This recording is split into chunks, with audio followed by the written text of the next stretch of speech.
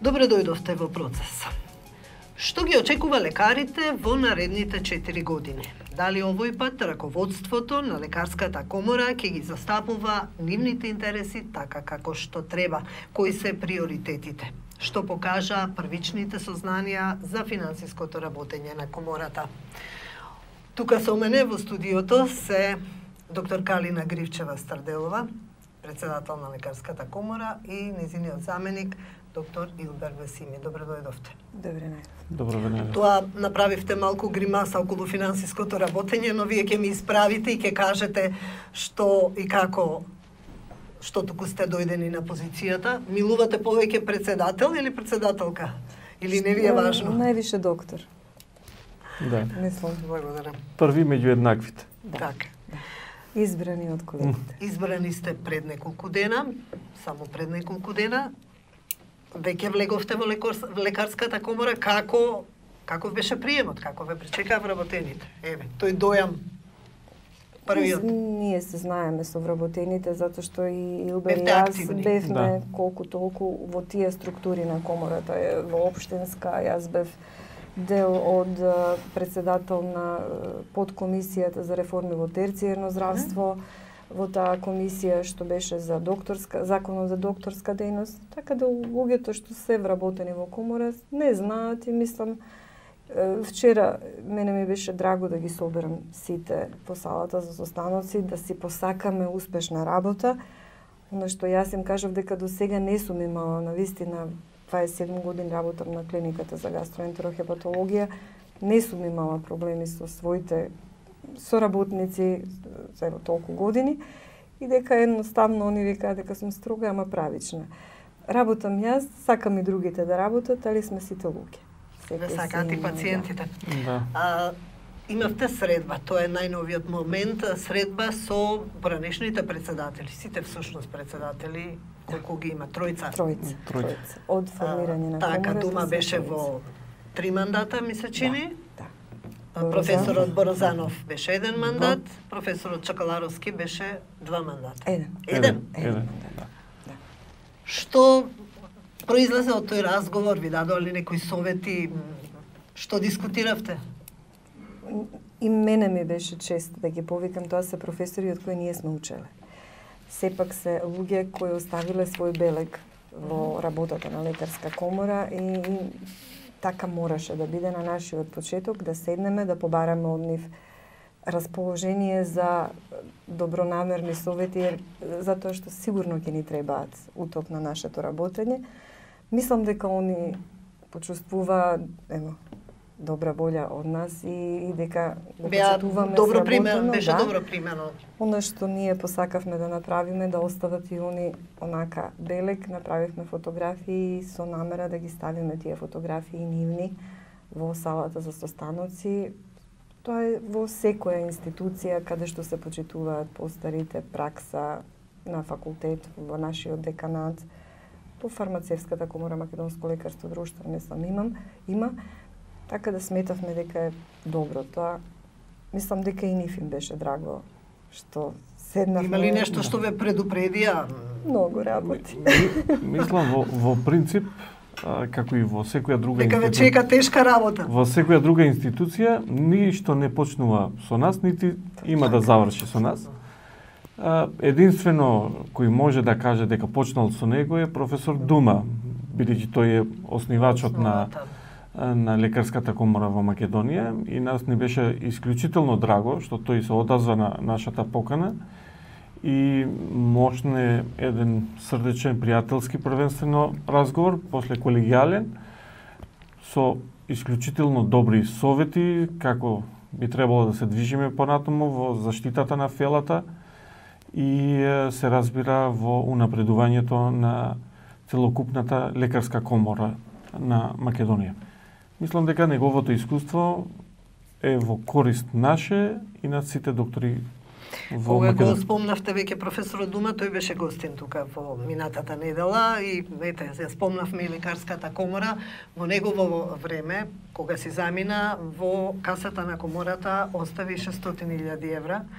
Според мои информации, професорот Борзанов, кога си замина, остави 300.000 евра, без разлика што беше тогаш купен објектот во центарот на градот. Вие најдовте една помала количина на пари на сметката. Што значи тоа? Дали значи дека се трошело премногу? Дали се во опасност платите на вработените или ќе се најде начин како да се соберат? Платите на вработените секако не се во опасност. Тоа што ние го кажавме на пресот е актуелната состојба. Има и побарувања што ќе бидат исплатени. Во меѓувреме имаме нов простор, а ние секако ќе имаме, ние најавивме една сепак ревизија најавивте финансиска ревизија, пошто бидејќи сега доаѓате, така. Еден која си префрлила на друг, замрзнавте и сметката на комората. Така беше договор, да, председателот на собрание, затоа што имаше година дена еден празен простор на официјално неизбрани, по статутот 6 месеци тие што биле претходно се уште им важат мандатите ако нема избори. Меѓутоа тоа се надмина. Прв официјален наш представник кој беше избран на собрание беше колегата Џабир Бајрами како председател на собрание, додека не се избере нов председател, заменик, официјални потписници. Додека не се средат сите работи со потписите. Да, беше проценето дека е добро да се стави една, да кажеме, цртка до тука, па да почнеме ние од некаде. Така и да се направи и ревизијата е нормална работа. Така е, кога се влегува секаде некаде, каса прими, каса изда, нели, тоа е секаде пракса и ние не отстапуваме од таа пракса. Чисто заради коректност, ние не би сакале да доведеме во заблуда ни еден од нашите колеги дека тековното работење на комората во никој случај не е загрозена. Треба да се истакне дека во минатиот период комората, значи, има значи набавено, тоест купено деловен објект веднаш до старите локации, тоест актуелни, да, и канцеларија и конференциска, негде во просторот околу 290 квадратни метри. Тоа е една од поголемите издатоци на комората која е дадено и исто така треба да се истакне дека голема сума на пари е исплатено од страна на комората за основање и функционалност, тоест снабдување на симулацијскиот центар кој е во заедничко... Има една недоумица околу тој. Тој е под владение на Министерството за здравство? Симулацијскиот центар? Симулацијскиот центар е во заеднички проект, значи на лекарска комора, Министерство за здравство и трите медицински факултети во државата. Но најголемиот, значи, вложувач во тој симулацијски центар е лекарската комора, потоа Министерството за здравство и медицинските факултети во државата. Тоа сакам да ве прашам, знаеме од порано, ова не е сега од вас, дека 240.000 евра се дадени за тие фантомите, односно куклите, просто кажано, за симулацијскиот центар. Лекарска комора даде 240.000 Лекарска комора даде, да. Министерство за здравство 120.000 по милион денари. Дали е реално тоа што лекарската комора дала повеќе пари за Таков бил договорот. Ние не можеме да кажеме дали е реално, треба да појдеме и да го видиме тој симулацијски центар и да видиме луѓето што поминале обука колку се задоволни. Мора да се работи на терен, затоа тоа е тежината на нашата работа. Ама тука постојат и некои дилеми, дали се реално платени фантомите, дали се надплатени, има и такви шпекулации. Сите имаме право да шпекулираме додека не видиме што е тоа. Ние не сме биле во тие луѓе што сме подписници, не сме виделе како тоа изгледа. Ама е во ред да се направи една ревизија. Секако треба да се види тоа. Сега тргнуваме од малку по-страшните, по-лошите работи, меѓутоа добро е да се расчистат овие дилеми, затоа што имаше незадоволство во тој момент кај лекарите. Имаше незадоволство секако. Мислам дека една евалуација секако ќе се направи на целиот тој проект. Јас се надевам на барањето на еволуација на тој симулацијски центар. Позитивно ќе одговорат и другите чинители на тој симулацијски центар и тогаш се разбира после една професионална и соодветна евалуација ќе донесеме некаков заклучок за неговиот понатамошно негово функционирање и делување. Ке биде ли во можност да ги исплаќат тие два кредита? Значи, еден има за симулацијскиот центар, еден за конференцијската сала. Има прилив на средства комората, за да може да... Токму тоа го кажав, дека тековното работење на комората во ниеден случај не е доведено во прашање. Значи, ниту платите на вработените, ниту другите активности кои ние како комора би требало да ги извршуваме и нашите колеги да ги добијат како услуги од лекарската комора. Уште еден момент има, според моите информации, таму има превработеност. Дали тоа ќе се испита што ќе биде превработеност во последните година-две? Ние сме од вчера таму. Она што беше моја обврска што ми посочија да треба да направам, побаравме сите правни акти према кои работи комора, ги добив денес. Побаравме да добиеме систематизација и побаравме да видиме список на вработени, затоа што и ние не знаеме колку луѓе точно како се обувуваат, пошто има еден архива, правен сектор, сето тоа ќе се види. Секако, дека тие луѓе се вработени веќе и ќе видиме кој како му е работното место, колку одговара на работното. Колку се ангажманите. Ево, оно што нели има, да кажеме, хигиеничарка која е на 3 месеци па нешто унајава дали ќе си оди. Така да не можеме конкретно да ви дадеме одговор на тоа прашање, затоа што не сме направиле таа евалуација. Ние ќе го подготвиме, тоа мора да му го дадеме на извршниот одбор, да ние сите заедно видиме што сме, до кај сме, затоа што мораме да ставиме тие се силите, овој ќе работи ова, оној ќе работи она, да си знаеме колку можеме, што можеме. Така.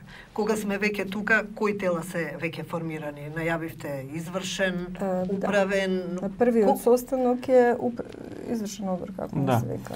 Значи, во денот на тој состанок на собранието, каде што ние двајца сме избрани со тајно гласање, потоа исто така со тајно гласање избран извршниот одбор на лекарската комора, тројцата подпредседатели на лекарската комора, тоа се подпредседатели во според нивоата на здравствениот систем, примарно, секундарно и терцијарно. Значи, според нивоата на здравствениот систем, и се разбира тука беше избран и надзорниот одбор. Ние планираме, значи, за во вторник да организираме првата конститутивна седница на извршниот одбор, како помеѓу собрание највисок орган на комората. И тука се разбира, ние двајца како председател и заменик председател да ги нашите согледувања првични да ги представиме пред нашите колеги и се разбира нашата агенда за понатамошно делување. Се разбира, сето тоа треба да се усвои на извршен, да се добие и, значи, извршниот треба да не овласти и двајцата за понатамошното работење со финанси, се разбира, и сите други правни постапки, обврски и регулативи кои треба да се спроведат. И другите тела, етичка комисија, судна честа, што имате? Комисија за развој, комисија за специјализации, етичка комисија, имаме судна честа, кај што имаме судија кој треба да биде соработник на судна честа, имаме двајца обвинители, колеги кои би биле обвинители, 10 бранители. Имаме многу работа околу тоа со судот на честа. Има доста комисии, некако костурот е околу тоа, ние си го ставиме, според актуелниот статут, ние треба да оформиме сега 13 комисии постојани на лекарската комора и се разбира судот на честа, обвинители и бранители. Тоа се органите кои ни следат за избор. И тоа е најверојатно најбрзо можно, соодветни кадри, квалификувани, кредибилни ќе бидат избрани во тие тела. Сериозни. Кои се приоритетите? Најавивте ревизија, најавивте после тоа и други работи за во наредните 6 месеци. Што е тоа што ќе се случува? Го спомнавте и статутот, ќе се менува ли, ќе барате ли измени во секако статутот мора да претрпи измени, затоа што ние работејќи сега по новиот статут за изборите, свативме колку суштина имаме потешкоти во имплементирање на овој оваков статут. Ќе побараме и стручна помош. Така. Секако, за да биде направено онака како што е, затоа што е статутот нешто врз кое комората функционира и мора да биде направен стриктно, јасно, правилно, да на сите ни биде јасно по што работиме и како.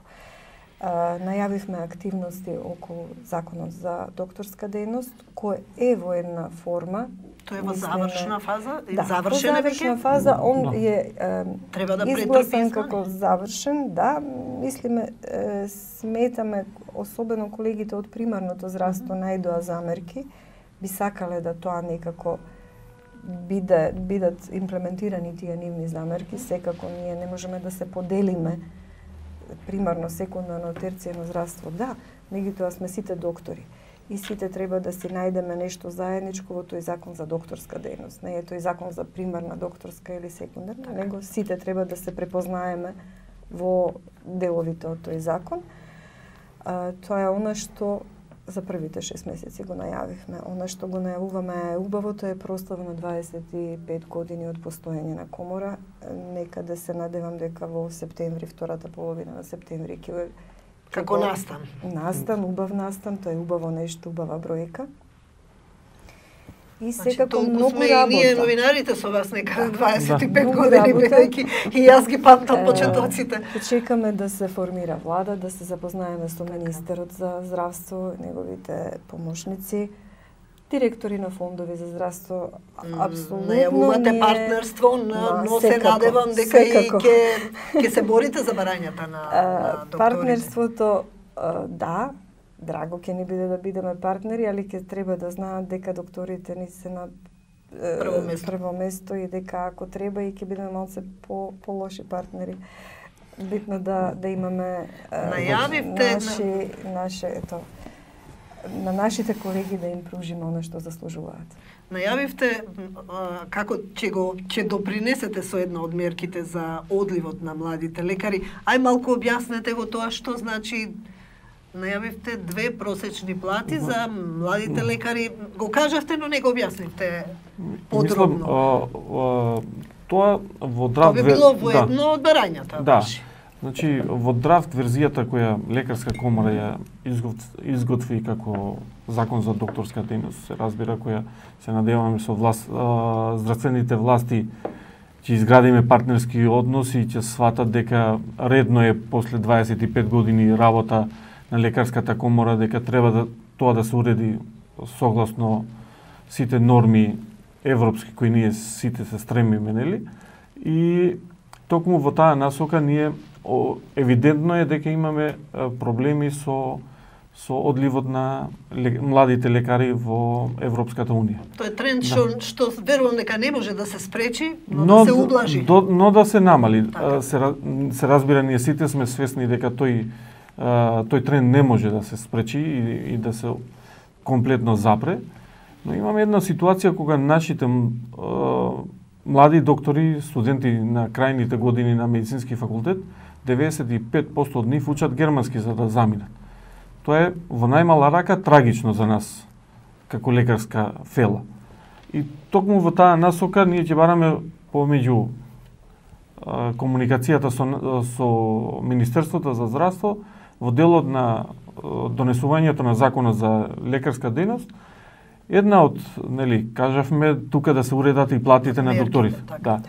И се би значило тоа? Тоа би значило да во почетокот да бараме младите доктори свесни дека тие треба да оформат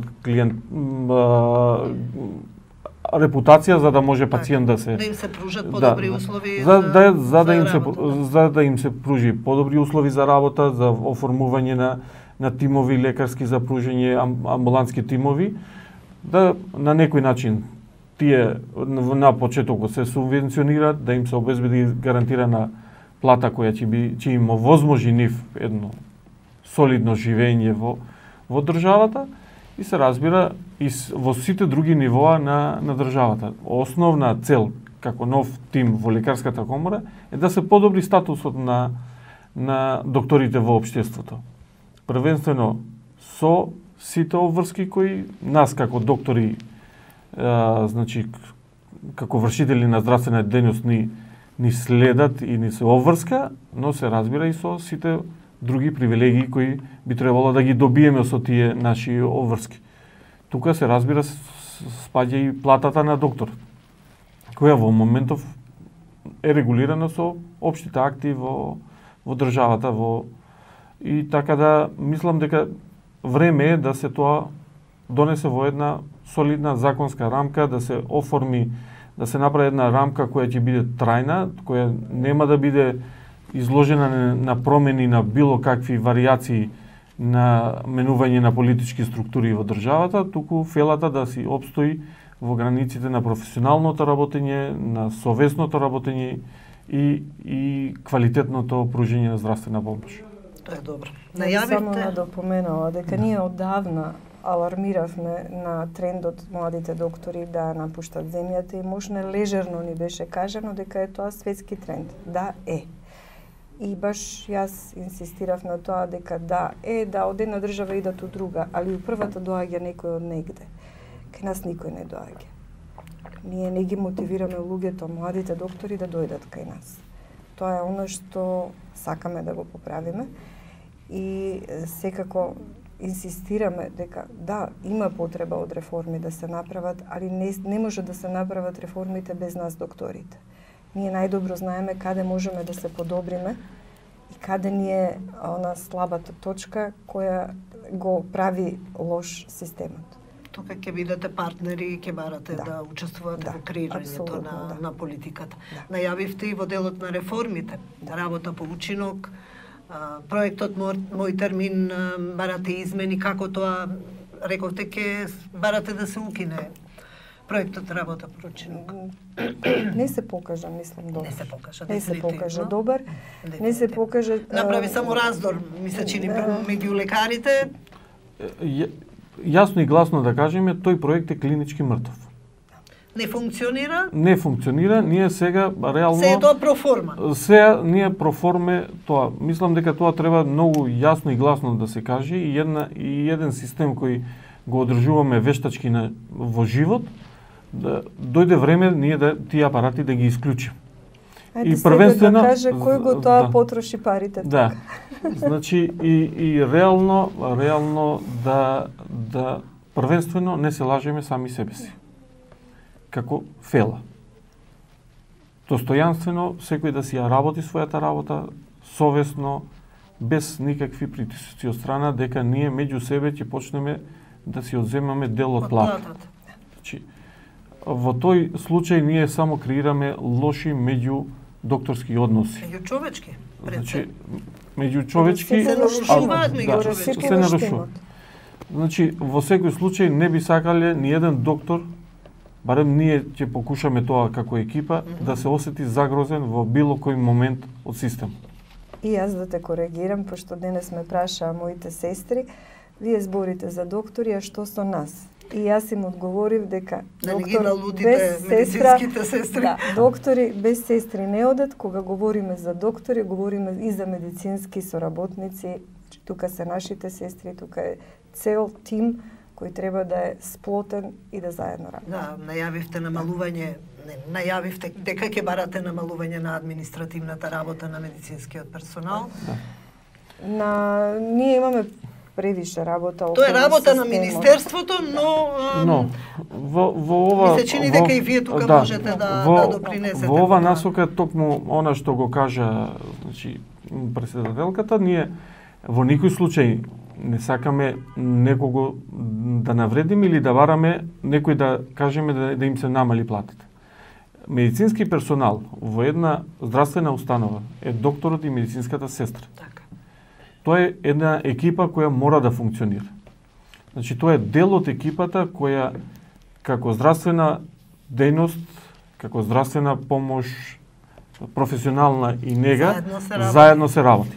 Доколку би се регулирало сето тоа како што треба, тука и веднаш го кажавме нели и на пресконференција, дека не е во ред една медицинска сестра цел ден да се занимава со со администрација, кога може многу повеќе време и покорисно да го искористи времето во пружење на медицинска нега и помош на пациентите. Тоа е тоа што недостасува. И токму тоа недостасува.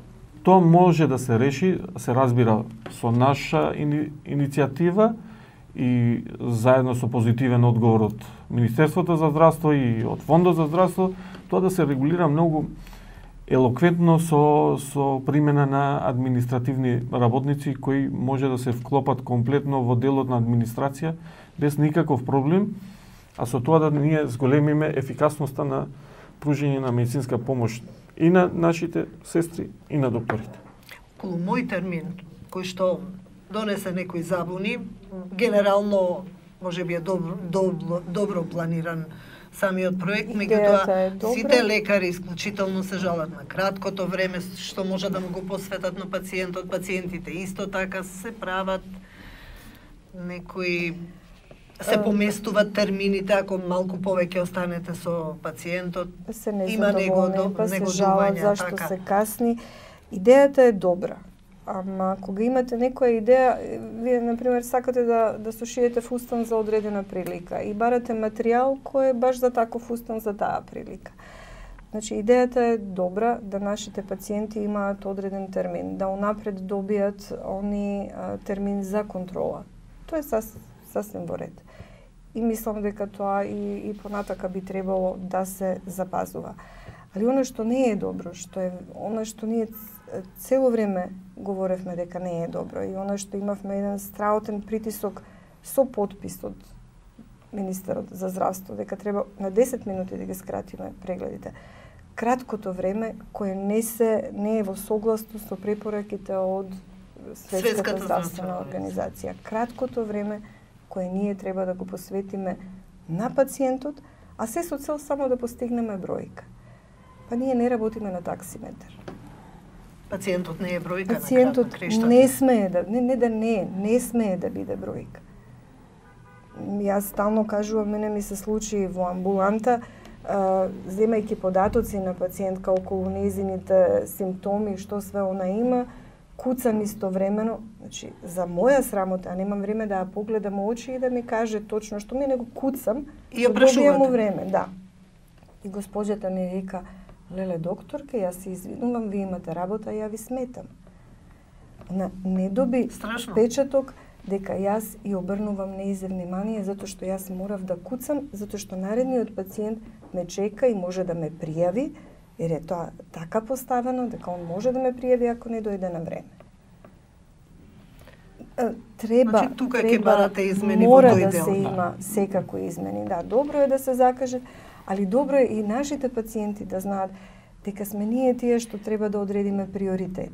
Ние на крајот на кришта не сте ни вие роботи, значи треба и да има некој ограничување, ние имаме одредено знаење, ние со години учиме за да можеме да процениме дали има некој итност и треба да биде побрзо виден и внесен во систем или некој може да почека. Никаде во свет вие не можете од денес за утре да добиете здравствена услуга, освен ако се работи за животно загрозувачка состојба која повторно ја проценуваат здравствените работници. Мислам дека редно е да инсистираме да сватат дека во здравствениот систем за да тој функционира, а тој е сочинет од две биолошки битија кои се и социолошки и биолошки чинители на целокупното општество. И пациентот и докторот се луѓе пред се, кои во себе имат и потреби и се разбира и обврски. Токму во таа насока, значи во случајот на мој термин, она што го кажаме дека како идеја, како основа е сосема окей. Во денешно време кога се е веќе планирано, динамично, убаво е да си имате определено, точно определен датум, време и така натаму кога би ја добиле определената услуга. Но од друга страна, сваќајте дека јас се надевам дека и сите ние ќе сватиме дека и докторот е исто човек кој можеби во даден момент имал некоја мака, дека има семејство, дека има биолошки и физиолошки потреби, дека може да се замара, може да се разболи и оне човек.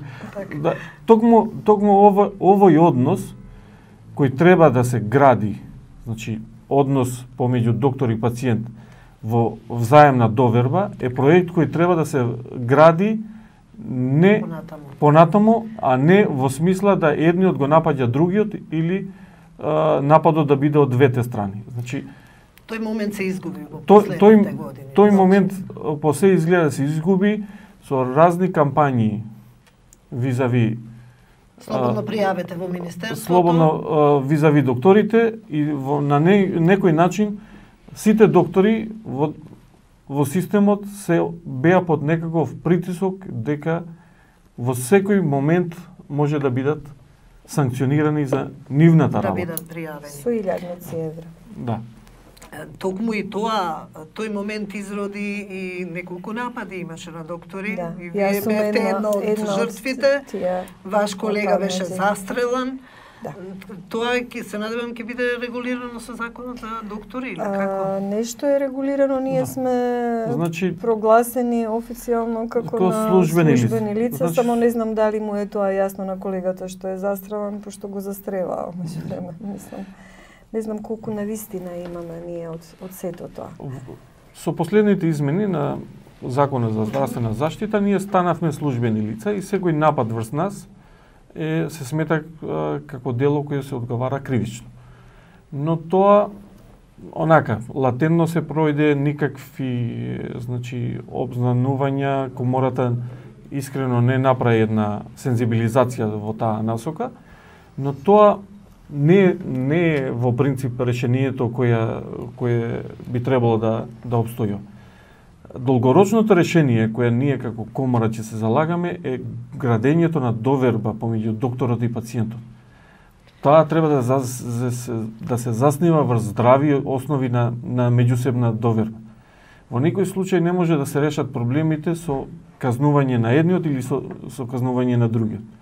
Нападот врз секој од докторите е за осуда, бидејќи он си ја врши својата работа.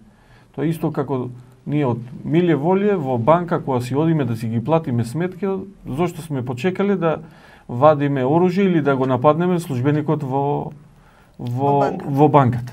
Или од друга причина. Или онака зошто нас не изгледа убав. Вулгарно изгледа, но навистина е така. Нападите стојат низ целата територија на државата и во клиника и во сите други установи. Последното сега нели скоро имало во Гостивар. Последното во Гостивар еве веќе пред неколку дена напад во поликлиниката во Железничка и така натаму, значи нападите се почесто се стануваат појава во здравствениот систем. Тоа е навистина проблем. Јас мислам дека во таа насока со идните здравствени власти би требало да, како што имаше кампањи за сензибилизација за правата на пациентите, би требало да имаме за правата на докторите, за градење на довербата. Да, тоа е. И она што јас би сакала да постигнеме како раководство на лекарската комора, да докторите имаат доверба во лекарската комора, затоа што јас од секогаш сум сметала дека лекарската комора е таа што треба да ме заштити, да ми пружи правна заштита. Мислам дека нашите колеги и престанаа да пријавуваат во лекарска комора кога ќе има напад.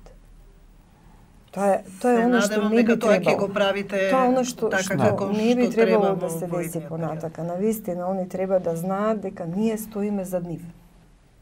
Тука сме избрани од нив и постоите за нив. Апсолутно сме само нивни избор да бидеме нивни представници, затоа што не можеме сите да идеме да се буниме негде. Ке успеете ли да ги решавате и представките од пациентите, бидејќи има и такви за поединечни случаи на доктори? Секако пациенти, па и ние сме пациенти. Мислам дека нашиот однос ќе биде мощне сериозен пристап врз сите представки, професионален, се разбира. Значи, за секој случај, пошто е единка за себе и треба должно внимание на секој од нив да се Бидејќи и така се гради да, довербата. да, Пациентите ако се обратиле кај вас, значи имале некоја мака. Значи апсолутно. А вие ќе процените дали е значи, реално. Не би можеле ние да кажеме дека сите ние како лекарска фела сме идеални. Тоа кога кажеме, значи кажува на планетата значи, не е идеален на свој начин. Ние значи во секој случај имаме, значи не може да кажеме дека немаме, значи да негираме, имаме несовесни колеги меѓу нас, но ќе се надеваме во најголем... да се впери во прст, кои се тие за да не грешки се пострашни. Да, треба да се идентификуваат, да се именуваат така поединечно, бидејќи не се сите исти. Значи во таа насока затоа ние се првенствено се залагаме да сите представки соодветно навремено и професионално се решат. Извинете. Да. Но да ги убедиме и сите наши колеги, доколку имаат потреба од било каква заштита, дека ние жестоко ќе застанеме во одбрана на сите наши колеги во било каква потреба за нивна заштита. Дали правна, дали институционална потреба, ние стоиме тука за нашите колеги. И се разбира првенствено да го штитиме фелата. Така. А тоа се разбира и представките на пациентите. Ете, кога сме веќе кај представката, јас не можам, ве подпрашав вчера, меѓутоа морам да ве прашам, тоа е последниот случај со гинекологот, дали ќе биде решено тоа, разгледано, бидејќи очекуваат. Секако ќе биде, да, јас знам дека работеше комисија на тој случај, знам со колегите, ме консултираше еден од колегите. Мораме да ги формираме новиве комисии што побрзо, за да не се завлекуваат работите, да биде тоа навремено решено, затоа што пациентите заслужуваат тоа. Навистина, мислам, она што јас сум работи со пациенти, а не е единствен случај од таа пациентка. А зошто никој не го запреша министерот за здравство, пошто јас прочитав дека имало представки од пациенти многу поодавна за тој случај. Имало и случај во обвинителство, зашто обвинителство не кажеш, зашто понатаму не е преземено се дозволило, нели, да се премине преку случај што е пријавен во обвинителство, тоа е веќе друга ствар. Ние не сме суд. Така е. Ние сме фела која треба да процени, да кажеме, ако некој пријави, сега има пријава, дали е сработено како што треба или не. Али одземање лиценца се врши исклучително ако има судска пресуда. Ние можеме да го осудиме, али ние не сме го запослиле тој доктор. Значи, ајде да го повикаме тој што го вработи. Добро, за докторите, за анестезиолозите од Гевгелија, лиценците им беа земени привремено? Беше земена привремено лиценца и на еден професор, затоа што така требало да биде, нели? И не се слагам со тоа, и не се слагам со постапката што била направена со колегите од Гевгелија.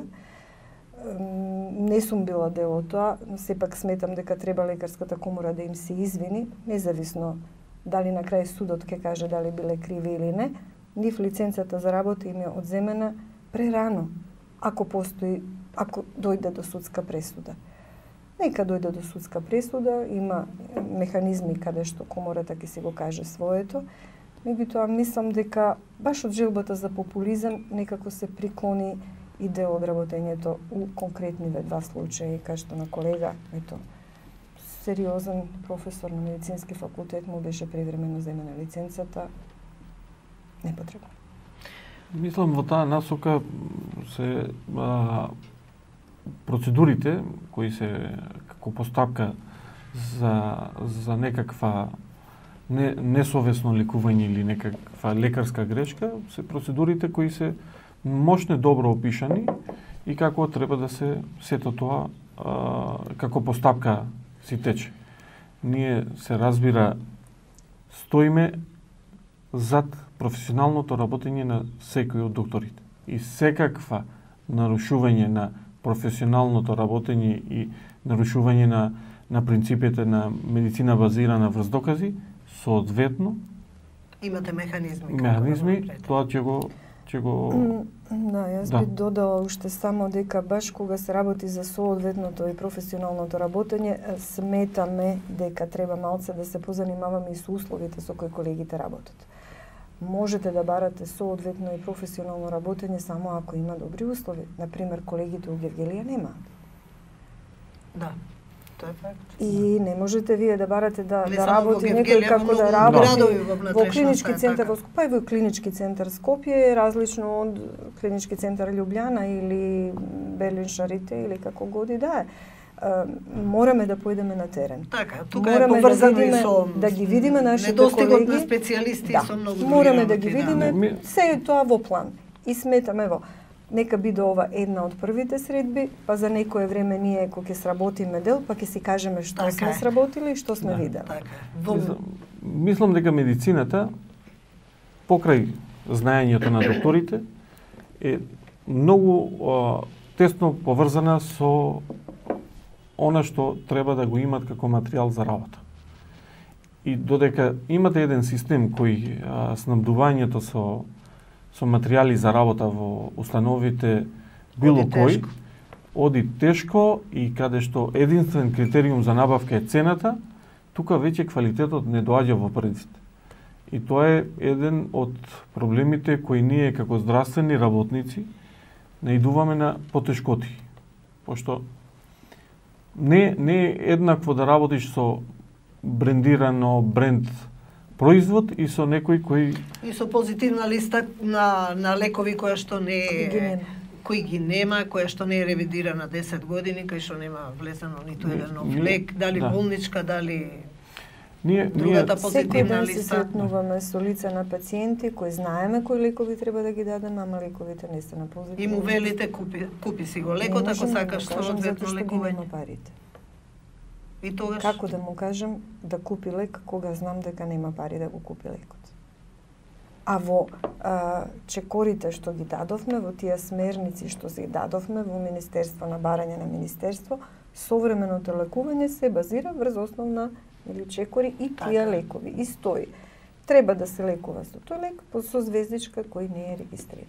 И сето тоа е спротивно со начинот на вашето лекување. И барајте од мене професионализам.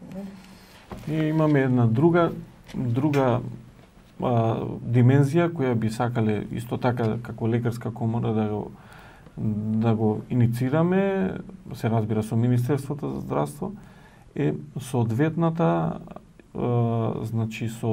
распределување на специализации и усовршување на докторите.